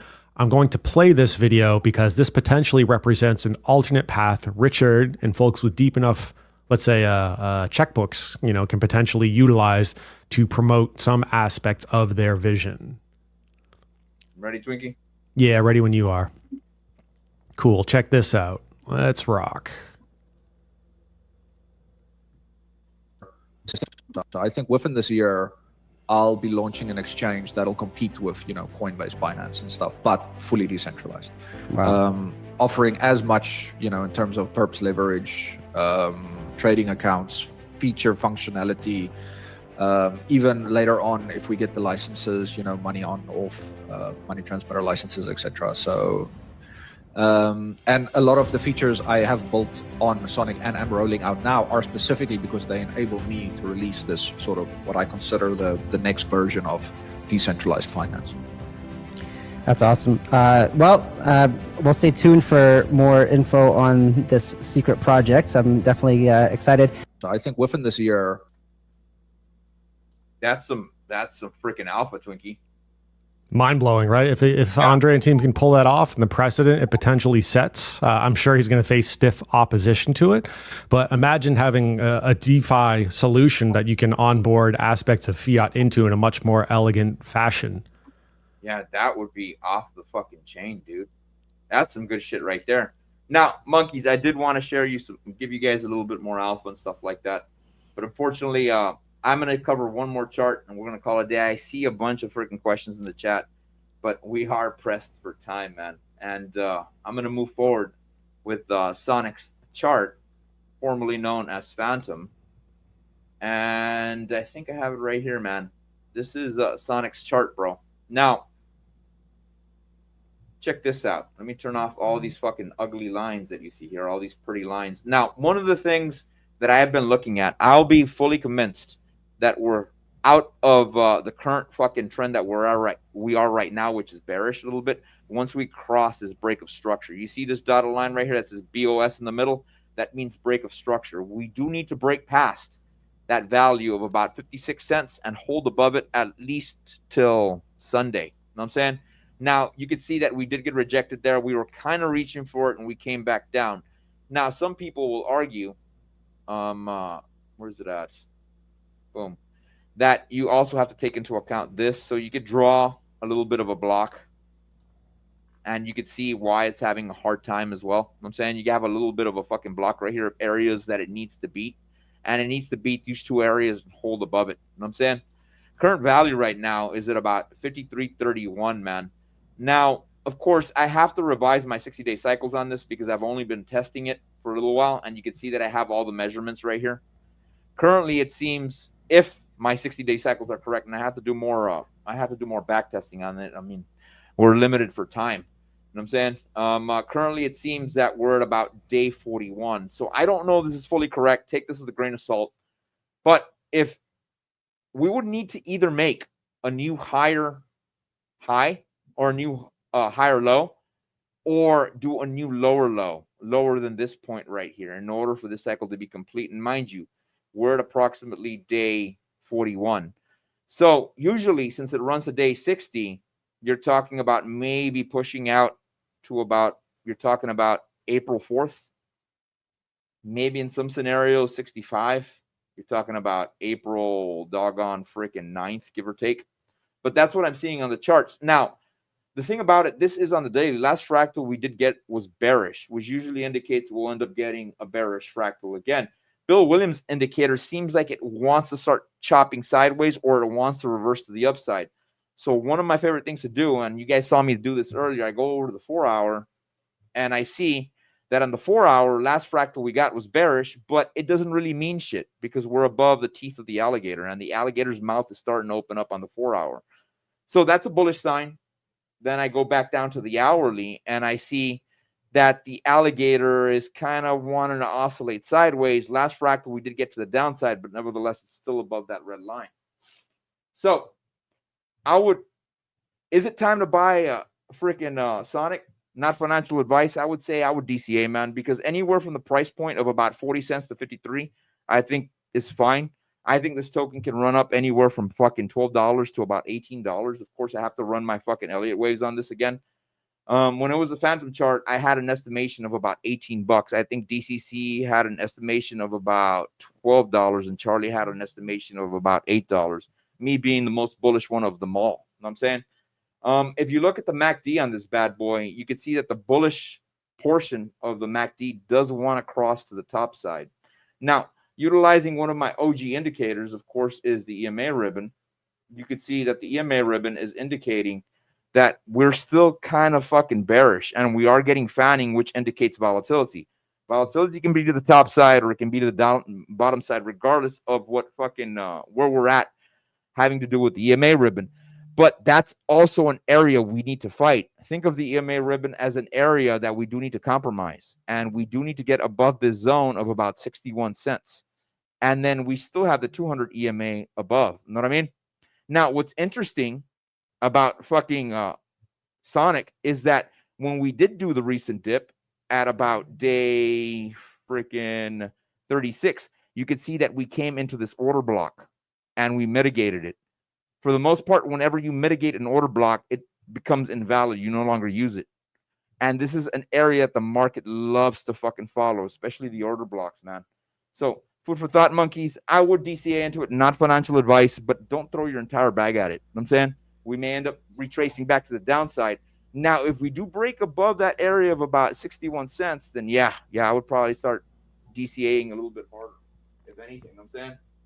So, that's the data I got on Sonic, man. Now, BLX, did you know that you can get Sonic on crypto.com? No, I didn't know that. Yeah, and I just found out as of recent, man. You know what I'm saying? They're definitely doing their job in terms of like doing networking and getting to more places. Andres knows what he's doing. Yeah, man. And my homie, I was talking to my homie yesterday, bro. He still had his fucking tokens on Phantom. and we ended up bridging them no. over to Sonic. And dude, we got a weird ass fucking distribution.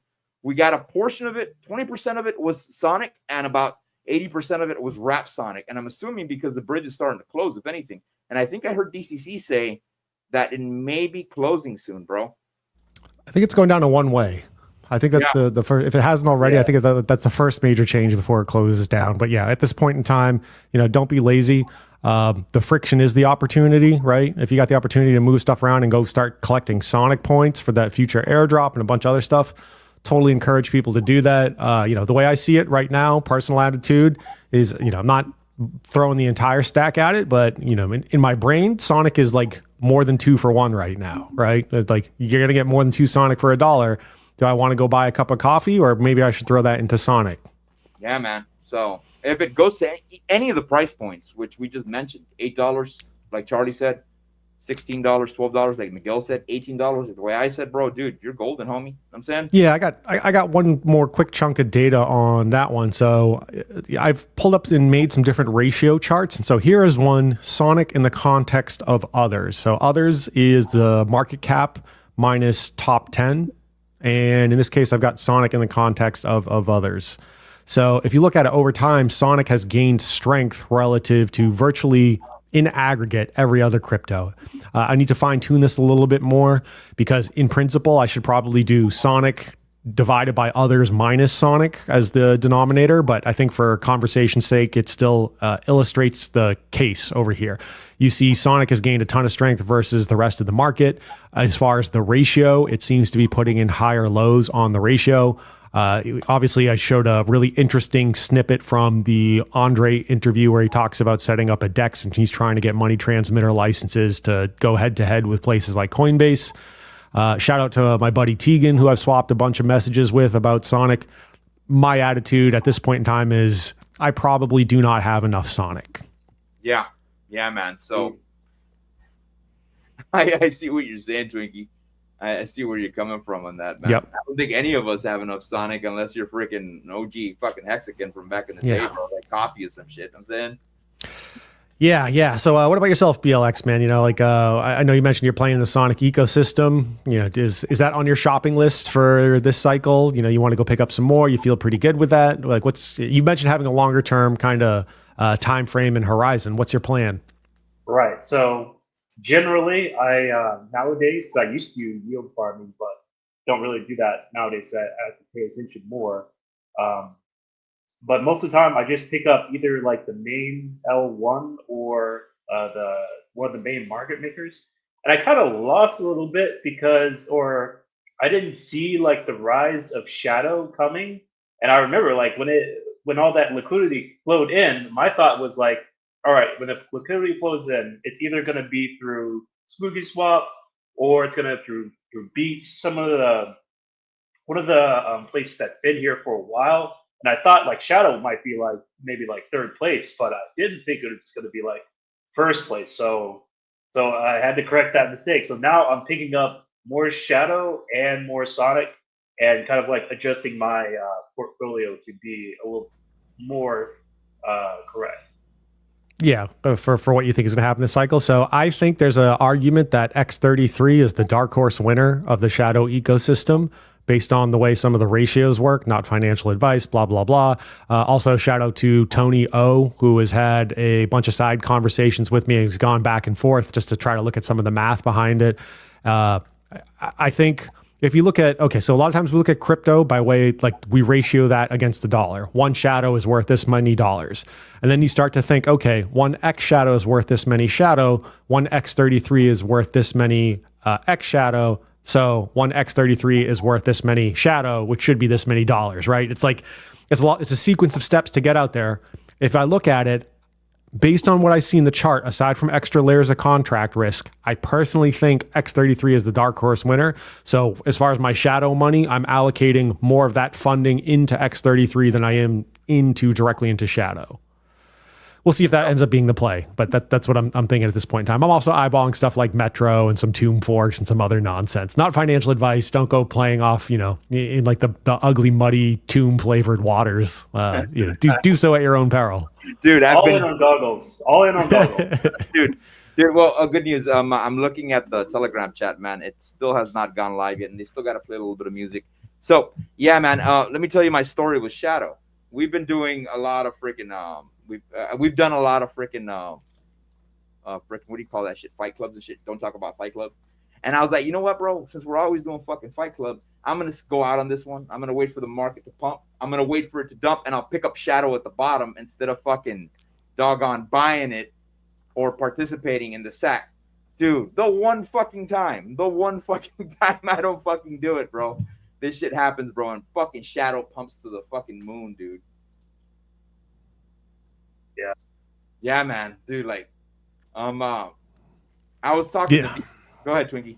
Yeah, I was gonna say same thing. Like I had some Shadow exposure, in retro. It's wish I put more in, but hey, coulda, woulda, shoulda. Yeah, man. The sit down. I know you got a bunch of questions, homie, but we are pressed for time, dog. Now he did say, did Boo die? I don't think Boo's dead at all, man. I think they're gonna get a big ass airdrop from the Sonic people. Yeah, they might not be number one, right? Like they may not be world champ anymore, but I won't count them out of the race. They're probably still on the medalist podium, right? Like, look, right now it's Shadow kind of eating everyone's lunch. I've got my eye on Metro as well. I think Metro's got some really interesting opportunities over there. Let's see. Can you buy X33 like solo on the market? Yes, you can. Sit down. Yeah, you can. I've been buying it up as a matter of fact, bro. You know what I'm saying X33 is a good one, bro. So I've been picking that one up as well, man.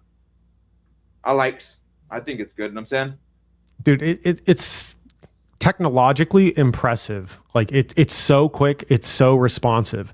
And I'll post that link up to that Andre interview, like the long form version of that. Long story short is he outlines the case for like blockchain. We had to go through all these steps to get to where we're at. And at some point in the future, it's just going to be buried in everything. And his whole point was like, we needed to get to electricity, phone lines, modems, ADSL, fiber optics just to have a workable internet. And then you started getting, these things and you got like 5G. And now it's like there are certain things you can do with that level of responsiveness and speed that you couldn't do 20 years ago just because everything's more fluid. So as he's like, now that we've built out something like Sonic where it's much more fluid and responsive, now certain new types of apps and new types of uses start to become possible. Things we would have dismissed previously or ruled out because blockchain was too slow. No, we lost BLX there for a second, man. Yeah, I'm sure he'll hop back in here as schedule permits. So that was a really interesting set of arguments, and really it just outlines we're working our way up the pyramid, right? And we had to have these foundational elements in order to start getting to this really interesting stuff. So if you haven't used Sonic, I encourage you to use it. It is pretty awesome. We can take a few questions here while we're awaiting BLX to come back here, see if we get him back, assuming he didn't have, major internet issues. Karn says it doesn't make sense to transfer your Shadow for X33, right? I think just buying or spending yield rewards is the play. I am taking so Karn, I don't know if like you're holding Shadow on the open market, like it was a market buy. I think this is just me speculating, and I would really need to hear it from $24 directly for me to be convinced. I think doing something like locking up Shadow for any extended duration is probably a tactical error. Whereas if you're being awarded X Shadow for providing liquidity, that's a different scenario. So I think if you are getting X Shadow from the LP, I personally would mint that personally and take that into X33 because X33 auto calculates. It's buried in their docs. You could sit there and see how the X33 ratio is designed to climb. And if you look at the charts, basically once it leaves a certain zone, it never comes back. So personally, if I'm like yield farming, liquidity providing, I'm just taking my X Shadow and flipping it into X33. That's my game plan on that one. Yeah. What you can do as well, you can stake your X Shadow, bro, and gain yield on it. And then when you're ready to sell it, you can end up swapping it for X33. You know what I'm saying? Yeah, I think X33 handles all the optimal voting and the like for you. So otherwise, to really extract the value out of X Shadow, I believe you have to go in and manually vote. Don't hold me to that. Ever since I converted, I was like, all right, fuck it, I'm in on X33. Not financial advice. Don't recommend necessarily following that. And he's back. So BLX, we were just talking about like X33 to me on paper looks like the hidden gem of the shadow ecosystem, just based on those ratios and the way it's working out over time. Because once it leaves the zone, it doesn't really tend to come back. And if you flip through their docs, it looks like it's designed to climb against the ratio of X shadow, but X shadow, from a ratio of X shadow to shadow, there's a hard-coded floor. So X33 in principle can never fall below a certain ratio to shadow.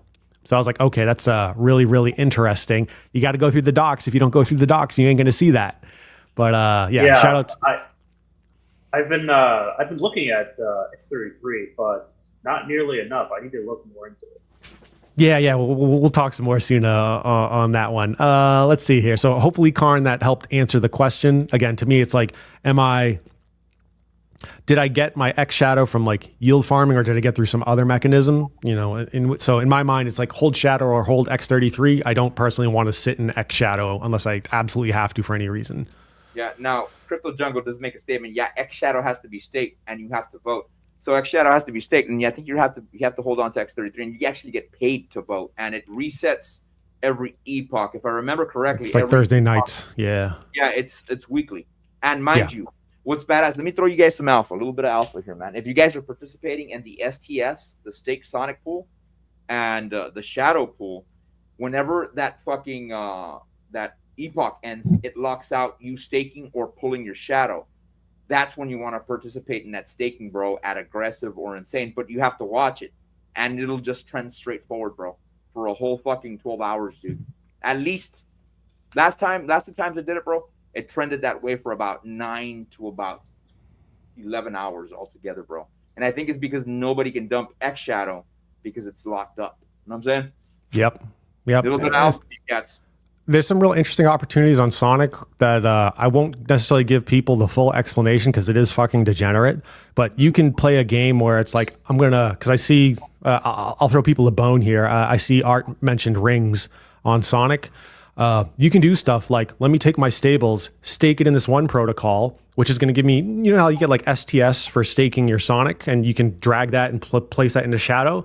Well, you can actually do a chain of events. Again, this is pretty degenerate, where I could stake like USDC and get like staked USDC from one protocol, take that into another farm, stake it there, take a loan against that, take the loan assets, throw it into an LP. Now, it is kind of a house of cards, but if you're position sizing appropriately, like, you know, all of a sudden you can 100% your stables with fairly low risk, protocol risk for sure, out to sky's the limit for how insane you want to get.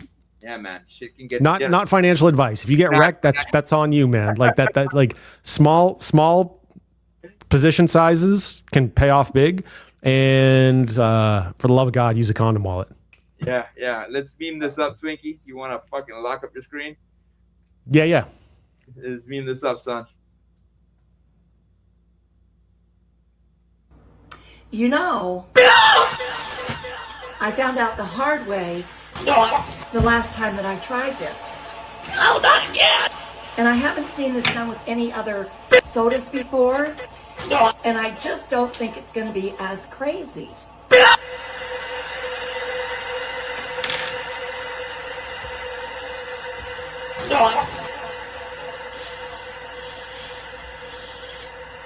Not again!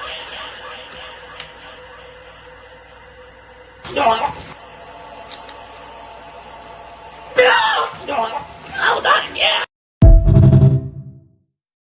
Welcome to hell, motherfucker!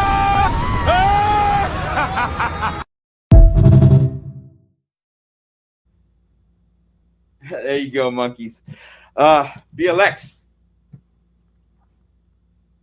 What do? What can we find you at, BLX?